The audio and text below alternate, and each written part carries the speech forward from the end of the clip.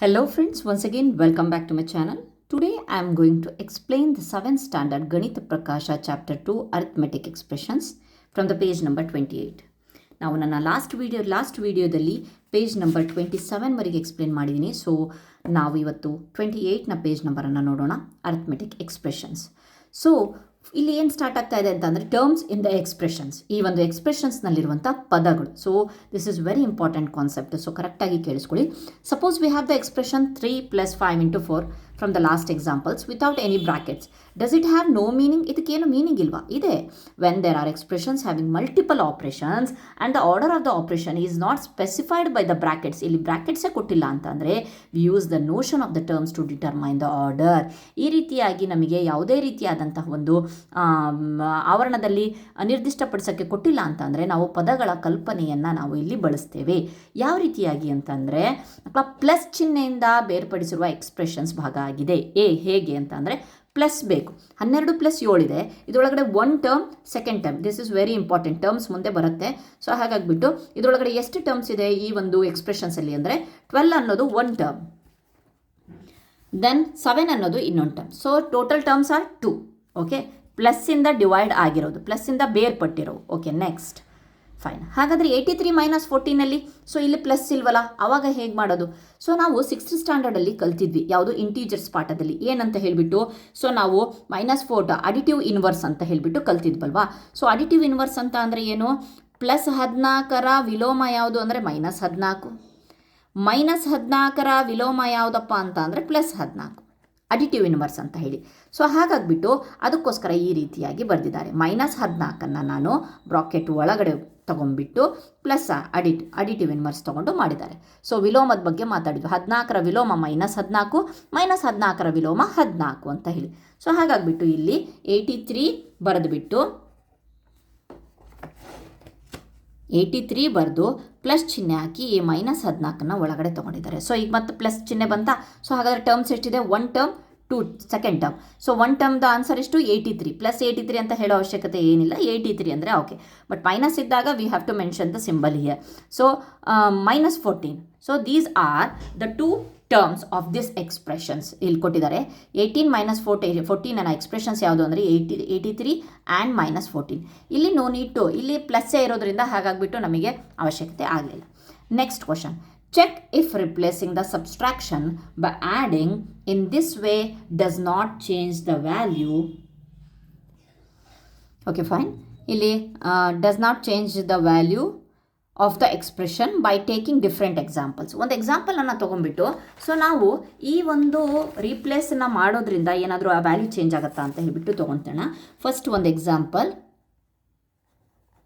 That is 70 - 35. 70ರಲ್ಲಿ 35 ಹೋದರೆ ಎಷ್ಟು? 35. ಈಗ ನಾನು ಇದನ್ನು ಯೂಸ್ ಮಾಡ್ತೀನಿ. ಆವಾಗಲೇ ಕಲ್ತೀವಲ್ಲ ಅಡಿಟಿವ್ ಇನ್ವರ್ಸಿಂದು 70 + -35.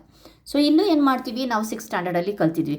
ಪ್ಲಸ್ಸು ಮೈನಸ್ಸು ಮಲ್ಟಿಪ್ಲೈ ಮಾಡಿದಾಗ ಮೈನಸ್ ಆಗುತ್ತೆ. So 70 - 35 is nothing but 35.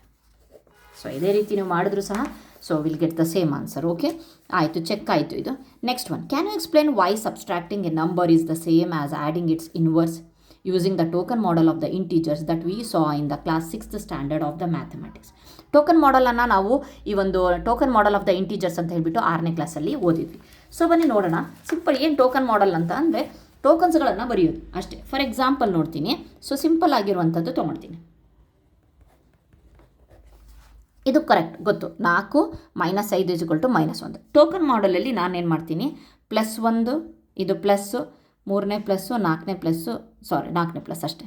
Okay, ಇದರೊಳಗಡೆ 5 ಕಡಿಮೆ ಮಾಡಬೇಕಂತೆ, 5 ಟೋಕನ್ಸ್ಗಳನ್ನು ಕಡಿಮೆ ಮಾಡೋದು. 5 ಟೋಕನ್ಸ್ ಆಗಲಿಲ್ಲ ಅಂತಂದರೆ ನಾವೇನು ಮಾಡ್ತೀವಪ್ಪ ಅಂತಂದರೆ ಮತ್ತೆ ಒಂದು ಕ್ರಿಯೇಟ್ ಮಾಡ್ಕೊತೀವಿ. ಕ್ರಿಯೇಟ್ ಯಾವ ರೀತಿಯಾಗಿ ಮಾಡ್ತೀವಿ ಅಂತ ಅಂದರೆ ಒಂದು ಪ್ಲಸ್ಸು ಒಂದು ಮೈನಸ್ಸು. ಯಾಕೆಂತಂದರೆ ಅದು ಕಟ್ ಮಾಡಿದಾಗಲೂ ಸಹ ಹೊಡೆದ್ರೂ ಸಹ ಅದು ಹೋಗಿಬಿಡಬೇಕು.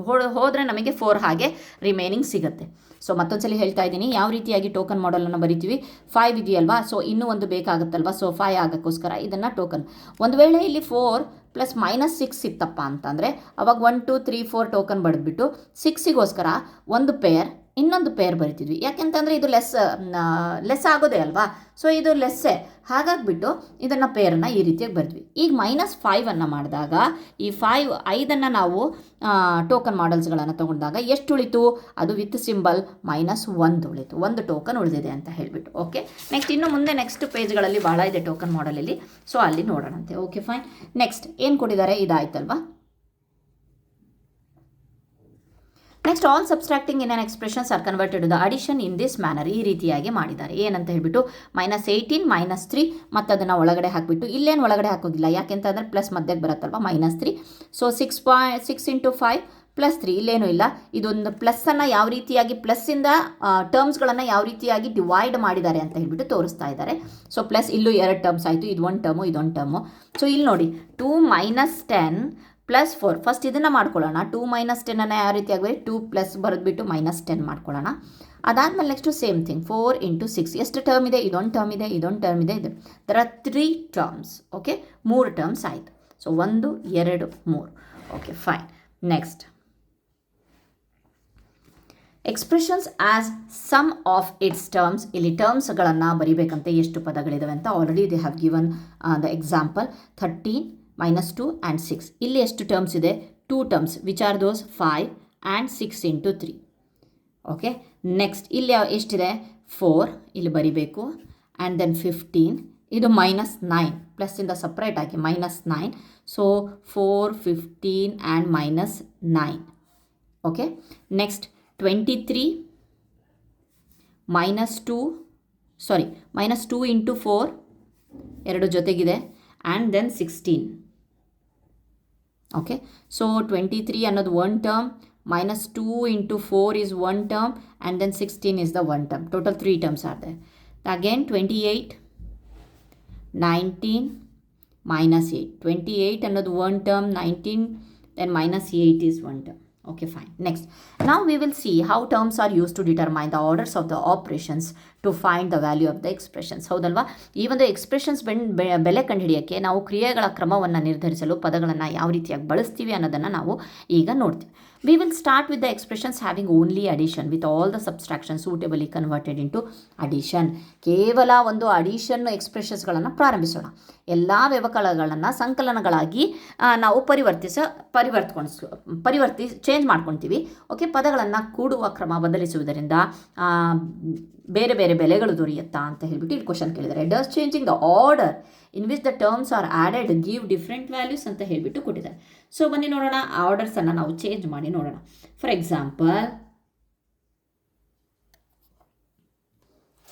ಏನು ಹೇಳ್ತಾ ಇದ್ದಾನೆ ಅಂತ ಅಂದರೆ 13 + 6 is 19.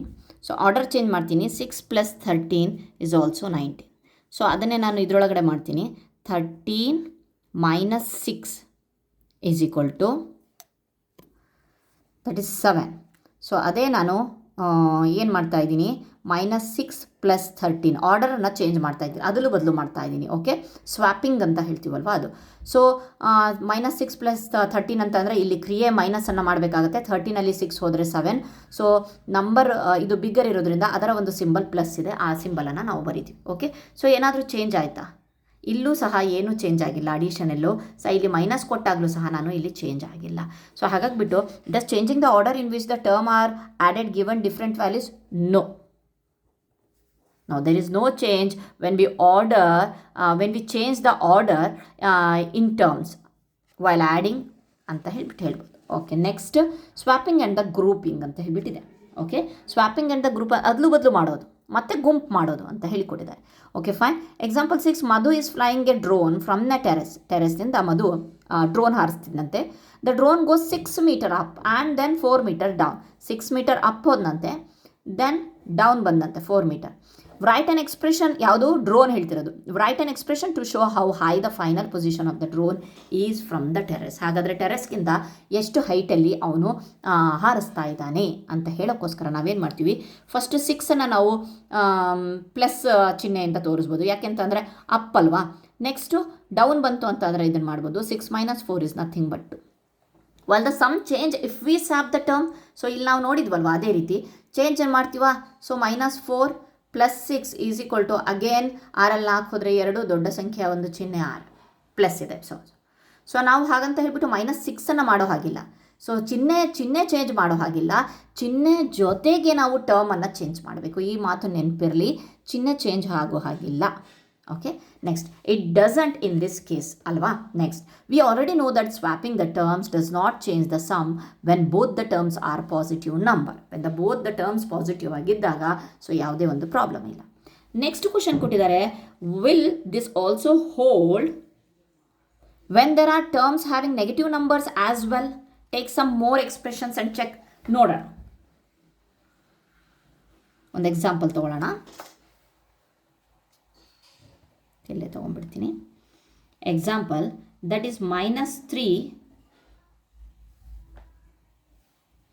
Plus of -9 negative terms. ಇದನ್ನು ನೆಗೆಟಿವ್ ಟರ್ಮ್ ಇದೆ, ಇದನ್ನು ನೆಗೆಟಿವ್ ಟರ್ಮ್. ಏನಾಗುತ್ತೆ ಇಲ್ಲಿ ಅಂತ ಅಂದರೆ, ಸೊ ಮೈನಸ್ ಇದ್ದಾಗ ಆ್ಯಡ್ ಮಾಡಬೇಕು. That is -12. ಆಲ್ರೆಡಿ 6th ಸ್ಟ್ಯಾಂಡರ್ಡಲ್ಲಿ ಇಂಟೀಜರ್ಸಲ್ಲಿ ನಾವು ಇದರ ಒಂದು ರೂಲ್ಸ್ ನೋಡಿದ್ವಿ.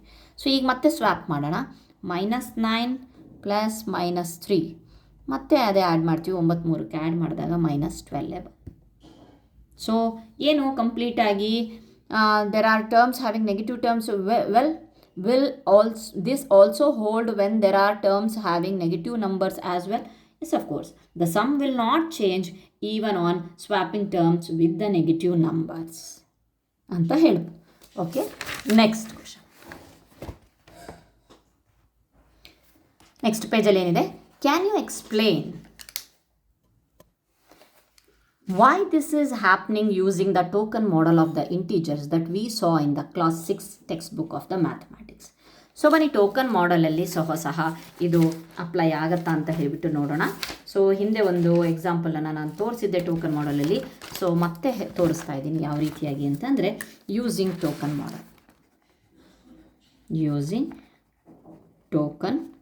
ಮಾಡಲ್.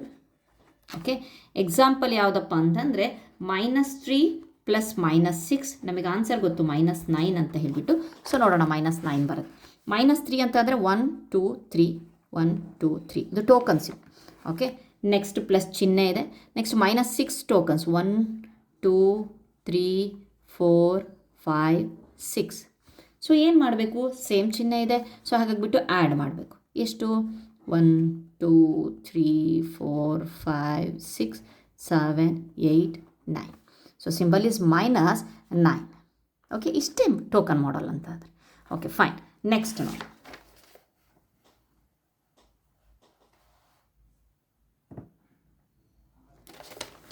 ಇಫ್ ವಿ ಸ್ವಾಪಿಂಗ್ ಕೇಳ್ತಾ ಇದ್ದಾರೆ. ಸೊ ಒಂದು ವೇಳೆ ನಾವು ಸ್ವ್ಯಾಪ್ ಮಾಡಿದ್ವಿ, -6 ಪ್ಲಸ್ -3 ಏನು ಬರುತ್ತೆ ನೋಡೋಣ. ಸೊ ಅದೇ 2 3 4 5 6. ಓಕೆ, ದೆನ್ ಪ್ಲಸ್ -1 2 3 ಇವೆರಡನ್ನು ಏನು ಮಾಡಬೇಕಂತೆ, ಆ್ಯಡ್ ಮಾಡಬೇಕಂತೆ. Again will get -9 times 1 2 3 4 5 6 7 8 9. That is -9 only. Swap ಮಾಡಿದಾಗಲೂ ಸಹ ಆನ್ಸರ್ ಸೇಮ್ ಬರುತ್ತೆ. Thus in an expression having 2 terms swapping does not change the value. ಅದನ್ನೇ ಕಂಪ್ಲೀಟಾಗಿ ಬಂದ್ವಿ. ಸೊ ಟರ್ಮ್ಸ್ಗಳನ್ನು ಚೇಂಜ್ ಮಾಡಿದ್ರೂ ಸಹ ನಮಗೆ ವ್ಯಾಲ್ಯೂ ಚೇಂಜ್ ಆಗೋಲ್ಲ, ಸೇಮ್ ಇರುತ್ತೆ. ನಾವು ಕನ್ಸಿಡರ್ ಅನ್ ಎಕ್ಸ್ಪ್ರೆಷನ್ ಹ್ಯಾವಿಂಗ್ 3 ಟರ್ಮ್ಸ್. ಈಗ 3 ಟರ್ಮ್ಸನ್ನು ನೋಡೋಣ ಏನಂತ ಹೇಳ್ತಾ ಇದ್ದಾನೆ ಅಂತ ಹೇಳಿಬಿಟ್ಟು.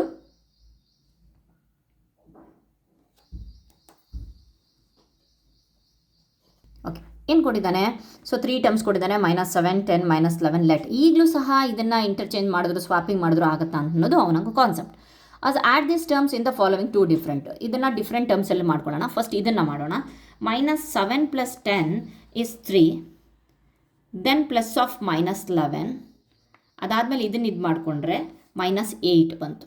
11ರಲ್ಲಿ 3 ಕಳೆದ್ರೆ 8 ಬರುತ್ತೆ. ಯಾವ ಚಿಹ್ನೆ ದೊಡ್ಡದಿದೆ, ಯಾವ ಸಂಖ್ಯೆಯ ಚಿಹ್ನೆ ದೊಡ್ಡದಿದೆಯೋ ಅದನ್ನು ನಾವು ಬರೆದ್ವಿ -8. ಸೊ ಇಲ್ಲಿ ಫಸ್ಟ್ ಈ ಟರ್ಮ್ಸ್ಗಳನ್ನು ಸಾಲ್ವ್ ಮಾಡಿ ಅದಾದಮೇಲೆ ಈ ಟರ್ಮನ್ನು ಮಾಡಿದ್ವಿ. ನೆಕ್ಸ್ಟ್ ಈಗ ಈ ಟರ್ಮ್ ಹಾಗೆ ಇಟ್ಕೊಂಡು ಈ ಟರ್ಮನ್ನು ಮಾಡ್ತಾಯಿದ್ದೀವಿ. -7 ಹಾಗೆ ಇರಲಿ. ಸೊ ಆಫ್ಟರ್ ದ್ಯಾಟ್ ಇಲ್ಲಿ 10 11 ಅಂತ ಅಂದರೆ ಮೈನಸ್ ಮಾಡಬೇಕು. ಎಷ್ಟು ಉಳಿತು, -1 ಉಳಿತು. ಸೊ ಅಗೇನ್ ಮೈನಸ್ ಇದ್ದಾಗ ಆ್ಯಡ್ ಮಾಡಬೇಕು. 7 1 8. The symbol is 7 in a symbol, that is minus. So same, adding the last 2 terms and then adding their sum to the first terms. What do you see? The sums are the same in the both cases. Yes, same ಇದೆ. Again, we know that while adding positive integers, grouping them in any of the above two ways gives the same number. ಯಾವ ರೀತಿಯಾಗೂ ಸಹ ಅದಲು ಬದಲು ಮಾಡಿ ಗ್ರೂಪನ್ನು ಮಾಡಿ ಅದನ್ನು add ಮಾಡಿದ್ರು ಸಹ 3 ನಂಬರ್ಸ್ಗಳನ್ನು ನಮಗೆ ಆನ್ಸರ್ ಸೇಮ್ ಬರುತ್ತೆ. Will this also hold when there are terms having negative numbers as well? Take some more examples ಅಂತ. ಸೊ ಬನ್ನಿ ನಾವು ನೆಗೆಟಿವ್ ಟರ್ಮ್ಸ್ಗಳನ್ನು ತೊಗೊಂಡು ಮಾಡೋಣ ಈಗ. ಸೊ ಅವ್ರು ಕೇಳಿದ ಜಾಗ ನಾವು ಆನ್ಸರ್ ಮಾಡಬೇಕಲ್ವಾ. ಸೊ -2 ತೊಗೊಂಡೆ, ದೆನ್ -5 ತೊಗೊಂಡೆ, ಇದನ್ನು ಒಂದು ಗ್ರೂಪ್ ಮಾಡಿಕೊಂಡೆ. ಸೊ ಅಗೇನ್ ನೆಕ್ಸ್ಟು -7 ತೊಗೊಂಡೆ, ಇದು. ಸೊ 3 ಟರ್ಮ್ಸನ್ನು ತೊಗೊಂಡಿದ್ದೀನಿ. ಸೊ ಮತ್ತೆ ಈ -2 ಹಾಗೆ ಇಟ್ಕೊತೀನಿ, ಇವರನ್ನು ಗ್ರೂಪ್ ಮಾಡ್ಕೊತೀನಿ ಈಗ. -5 + -7. ಓಕೆ, ಇಲ್ಲಿ ಫಸ್ಟ್ ಇದನ್ನು ಗ್ರೂಪ್ ಮಾಡ್ತಿದ್ದೀನಿ. ಫಸ್ಟ್ ಇದನ್ನು ಮಾಡ್ಕೊಂಡು ಅದಾದಮೇಲೆ ಉಳಿದಿದ್ದು ಇದ್ರ ಜೊತೆ ಕೂಡ್ಸೋಣ. ಇದನ್ನು ಬಿಟ್ಟು ಇದನ್ನು ಗ್ರೂಪ್ ಮಾಡ್ಕೊತಿದ್ದೀನಿ. ಸೊ ನೆಗೆಟಿವ್ ಟರ್ಮ್ಸ್ಗಳನ್ನು ತೊಗೊಂಡಿದ್ದೀವಿ. ಓಕೆ, ಬನ್ನಿ ನೋಡೋಣ. ದಟ್ ಈಸ್ -7, ದೆನ್ ಇದನ್ನು ಸಹ -7. The answer is -14. ಸೊ ಇಲ್ಲಿ ನೋಡೋಣ, -2 ಹಾಗೆ ಇರುತ್ತೆ. -5 and -7 is addition, -12. That is ಮತ್ತೆ ಆ್ಯಡ್ ಮಾಡೋಣ. So -14. The answer is same only for the negative integers also. Just prove that we are getting the same value in both cases. Yes, even while adding negative integers, grouping them in any order give the same sum ಅಂತ ಹೇಳಿಬಿಟ್ಟು ಬರಿಬೇಕು. Okay, next, can you explain why this is the happening using the token model? ಮತ್ತೆ token ಮಾಡೆಲನ್ನು ತಗೊಂಡು ಮಾಡೋಣ ಅಂತ ಹೇಳ್ಕೊ. Token model, answer, example. So ಇಷ್ಟು ದೊಡ್ಡ ದೊಡ್ಡ ನಂಬರ್ಸ್ ತೊಗೊಳೋಕ್ಕಿಂತ ಸಿಂಪಲ್ ಆಗಿರೋದನ್ನೇ ತಗೋಣ. ಗ್ರೂಪಿಂಗಲ್ಲಿ -2 + -3 ದಟ್ ಆ್ಯಂಡ್ +-4 ಇದು ಎಷ್ಟು ಬರುತ್ತೆ ಅಂತ ನೋಡೋಣ. ಸೊ -2, ಓಕೆ, ಪ್ಲಸ್ ಇದೆ. ಸೊ -3, 1 2 3. ಓಕೆ, ಇದು ಒಂದು ಗ್ರೂಪು. After that -4 ಮಾಡಬೇಕಂತೆ. -. ಫಸ್ಟ್ ಇದನ್ನೇನು ಮಾಡಬೇಕು? ಇದೇನಾಯಿತು ನೋಡಿ. ಸೊ ಸೇಮ್ ಚಿಹ್ನೆಗಳಿಂದ ಇದನ್ನು ಆ್ಯಡ್ ಮಾಡ್ತೀವಿ. ಇಲ್ಲೆಷ್ಟಾಯಿತು? 1 2 3 4 5. ಅಗೇನ್ ನೆಕ್ಸ್ಟ್ ಆ್ಯಡ್ ಇದೆ 6 7 8 9. The answer is -9. Okay, full. Next ಇದನ್ನು ಸ್ವ್ಯಾಪ್ ಮಾಡೋಣ. ಸೊ -2 ಹಾಗೆ ಉಳಿಸೋಣ. -3 -4 ಮಾಡೋಣ. ಸೊ ಎಷ್ಟಾಗುತ್ತೆ? So -2 1 2, then symbol. So -3 1 2 3 plus 1 2 3 4. Same symbols ಇದೆ. ಇಲ್ಲಿ 2 ಇದೆ. ನೆಕ್ಸ್ಟ್ ಇಲ್ಲಿ 4 5 6 7 8 9, ಸಾರಿ 4 ಇದೆ. 4 5 6 7 8 9. 2 3 5 5 4 9. ಸಿಂಬಲ್ ಯಾವುದಿದೆ? -9. ಟೋಕನ್ ಮಾಡೆಲ್ಸಲ್ಲೂ ಸಹ ಇದು ಪ್ರೂವ್ ಆಯಿತು. Okay, next. ಸೊ ಇಲ್ಲಿಗೆವರೆಗೆ ನೀವು ಮೋಸ್ಟ್ಲಿ ನಿಮಗೆ ಈಗ ಟೋಕನ್ ಮಾಡೆಲಿಂದ ನೆನಪಾಯಿತು ಅಂದ್ಕೊಂಡಿದ್ದೀನಿ. Thus grouping the terms of an expression in either of the following ways gives the same value. Group ಮಾಡಿ ಇದನ್ನೆರಡು ಕೂಡಿಸಿ ಆಮೇಲೆ ಇದನ್ನು ಕೂಡಿಸಿದ್ರು, ಅಥವಾ ಇದನ್ನು ಹಾಗೆ ಇಟ್ಟು ಇದನ್ನು ಕೂಡಿಸಿ ಆಮೇಲೆ ಇದನ್ನು ಕೂಡಿಸಿದ್ರು ಸಹ ನಮಗೆ ಆನ್ಸರ್ ಸೇಮ್ ಬರುತ್ತೆ. We get the same sum. Okay, fine. ಅದ್ರ ಬಗ್ಗೆ ಕೊಟ್ಟಿದ್ದಾರೆ. Next, does adding the terms of an expression in any order give the same value? Yes, adding the terms of the expression in any order gives the same value ಅಂತ ಹೇಳ್ಬಿಟ್ಟು ಬರಿಬೇಕು. ಅದಾದಮೇಲೆ next take some more expression and check consider expression with more than 3 terms. More than 3 ಟರ್ಮ್ಸಲ್ಲಿ ಇದನ್ನು ನೀವು check ಮಾಡಿ ನೋಡಿ ಅಂತ ಹೇಳ್ಬಿಟ್ಟು ಕೊಟ್ಟಿದ್ದಾರೆ. ಓಕೆ, ಸೊ ಬನ್ನಿ, ಮೋರ್ ದ್ಯಾನ್ 3 ಟರ್ಮ್ಸ್ ಅಂದಾಗ 4 ಟರ್ಮನ್ನು ತೊಗೊಳ್ಳೋಣ. ಎಕ್ಸಾಂಪಲ್ 10 -5 +2 -3. ಎಲ್ಲ ರೀತಿಯ ಒಂದು ಇದನ್ನು ಸಹ ತೊಗೊಂಡಿದ್ದೀನಿ. ಸೊ ಬನ್ನಿ ನೋಡೋಣ. ಓಕೆ, ಇದನ್ನು ನಾವು ಸಾಲ್ವ್ ಮಾಡೋಣ. 10ರಲ್ಲಿ 5 ಕಳಿಬೇಕು, 5. ಆ್ಯಂಡ್ ದೆನ್ ಇದನ್ನು ಹಾಗೆ ಬರ್ಕೊಳ್ಳೋಣ. ಇದನ್ನಷ್ಟೇ ನಾವು ಗ್ರೂಪ್ ಮಾಡ್ಕೊಂಡು ತೆಗಿತಿದ್ದೀವಿ. ನೆಕ್ಸ್ಟ್ ಇದನ್ನೆರಡು ಆ್ಯಡ್ ಮಾಡೋಣ, 7. ಮತ್ತು ಇದನ್ನು ಹಾಗೆ ಬರ್ಕೊಳ್ಳೋಣ. ಲಾಸ್ಟಿಗೆ ಆನ್ಸರ್ 7ಲ್ಲಿ 3 ಕಳೆದ್ರೆ 4. ಓಕೆ, ನೆಕ್ಸ್ಟ್ ಇದನ್ನು ನಾವು ರೀಆರ್ಡರ್ ಕೊಡೋಣ. ರೀಗ್ರೂಪಿಂಗ್ ಅಥವಾ ರೀಆರ್ಡರ್ ಕೊಡೋಣ. ಸೊ ಯಾವ ರೀತಿಯಾಗಿ 10 + 2 + -5 + -3. ಸೊ ಇದನ್ನೇ ನಾವು ರೀಆರ್ಡರ್ ಮಾಡಿದ್ದೀವಿ, ಸ್ವ್ಯಾಪ್ ಮಾಡಿದ್ದೀವಿ. ಎಲ್ಲ ನಂಬರ್ಸ್ಗಳನ್ನು ಚೇಂಜ್ ಮಾಡಿದ್ದೀವಿ. ಓಕೆ, ರೀಗ್ರೂಪಿಂಗ್ ಕೊಟ್ಟಿದ್ದೀವಿ. ಇದೆರಡು 12 ಆಯಿತು. So again we right the same thing here. After the 12 5 ಕಳೆದ್ರೆ 7 ಆಯಿತು, -3 ಉಳಿತು, 7 3 ಹೋದರೆ 4. So you can see the answer, the same answer we are getting.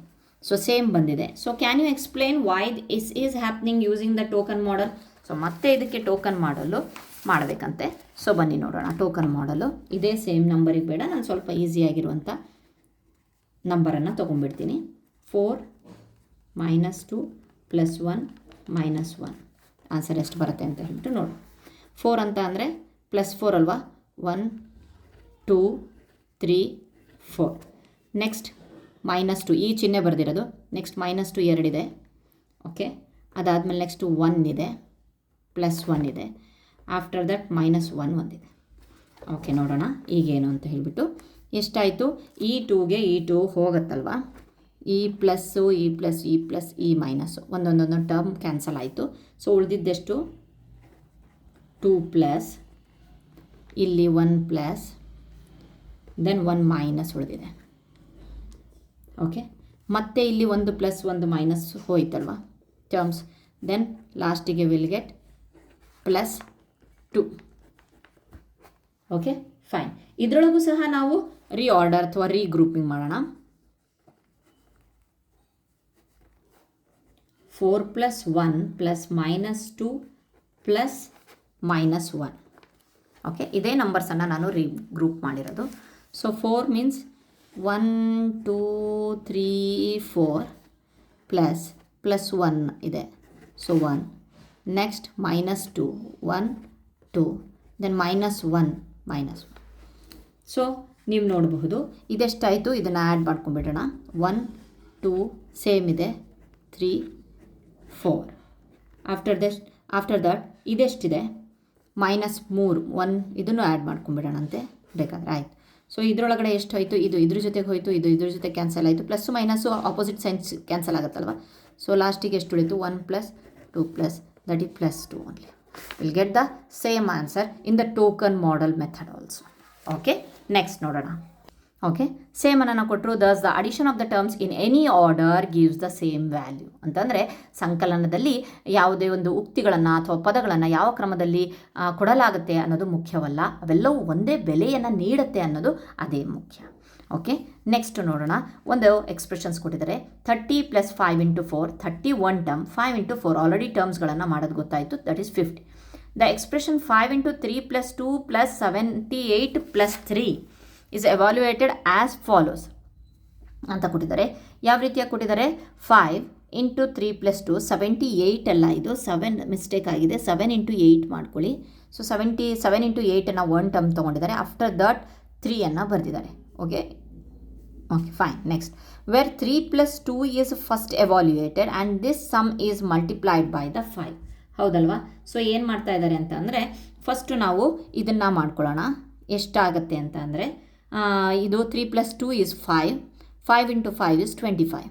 After that 7 8s are 56 and then 3. Total number is 84. The answer is 84. Okay, next, Manasa is adding a long list of numbers. ಈ ರೀತಿಯಾಗಿ add ಮಾಡ್ತಾ ಇದ್ದಾಳಂತೆ. It took her 5 minutes to add them all. ಇದು 5 ನಿಮಿಷದಿಂದ add ಮಾಡ್ತಾ ಇದ್ದಾಳಂತೆ. So complete total ಆಗಿ answer ಎಷ್ಟು ಬಂದಿದೆ? 11749 ಸಿಕ್ಕಿದೆಯಂತೆ. Then she realised that she had forgotten to include the 4th number. ಈ ನಂಬರನ್ನು ಅವಳು ಆ್ಯಡ್ ಮಾಡೋದು ಮರೆತು. Does she have to start all over again? ಮತ್ತೆ ಅವಳು ಈ ನಂಬರನ್ನು ಹಾಕ್ಕೊಂಡು ಎಲ್ಲದನ್ನು ಕೂಡಿಸ್ಬೇಕಾ ಅಂತ ಹೇಳಿಬಿಟ್ಟು ಕೇಳ್ತಾ ಇದ್ದಾರೆ. ಸೊ ಏನು ಮಾಡಬೇಕಪ್ಪ ಅಂತಂದರೆ, ಇಲ್ಲ, in the mathematics you use the phrase commutative property of the addition. ಇಷ್ಟೊತ್ತವರೆಗೂ ನಾವು ಕಲ್ತಿದ್ದು ಅದೇ ಅಲ್ವಾ, ಸಂಖ್ಯೆಗಳನ್ನು ಅದಲು ಬದಲು ಮಾಡಿ ಕೂಡಿಸಿದ್ರೂ ಸಹ ಆನ್ಸರ್ ಬರುತ್ತೆ ಅಂತ ಹೇಳಿಬಿಟ್ಟು. ಸೊ ನಾವಿಲ್ಲೇನು ಮಾಡಬೇಕಪ್ಪ ಅಂತಂದರೆ ಇಷ್ಟೇ. ಸೊ ಏನಿಲ್ಲಿ ಬಂದಿದೆಯಲ್ವಾ 11749, ಇದನ್ನು ಬಿಟ್ಟು ಕೂಡಿಸಿದಾಳೆ ಅವಳು. ಸೊ ಇದಿಷ್ಟಕ್ಕೆ ಇಷ್ಟು ಬಂದಿದೆ ಅಂದಮೇಲೆ ಲಾಸ್ಟಿಗೆ 9055 ಆ್ಯಡ್ ಮಾಡಿ ಸೊ ನಾವು ಟೋಟಲನ್ನು ತೊಗೋಬೋದು. ಅಂತಂದರೆ ಲಾಸ್ಟಿಗೂ ಸಹ ನಾವು ಇಡಬಹುದು ಅನ್ನೋದು it's understood. Commutative property of the ಅಡಿಷನನ್ನು ಇಷ್ಟು ಹೊತ್ತುವರೆಗೆ ಅವರು ತೋರಿಸಿದ್ದಾರೆ. ಓಕೆ, ನೆಕ್ಸ್ಟ್ ಇಲ್ಲಿಯವರೆಗೆ ನಾವು ಪೇಜ್ ನಂಬರ್ 31ವರೆಗೆ ನಾವು ಕಂಪ್ಲೀಟ್ ಮಾಡಿದ್ದೀವಿ. ನೆಕ್ಸ್ಟ್ ವಿಡಿಯೋದಲ್ಲಿ ನೆಕ್ಸ್ಟ್ ಒಂದು ವಿವರಣೆಯನ್ನು ನೋಡೋಣ. Thank you friends.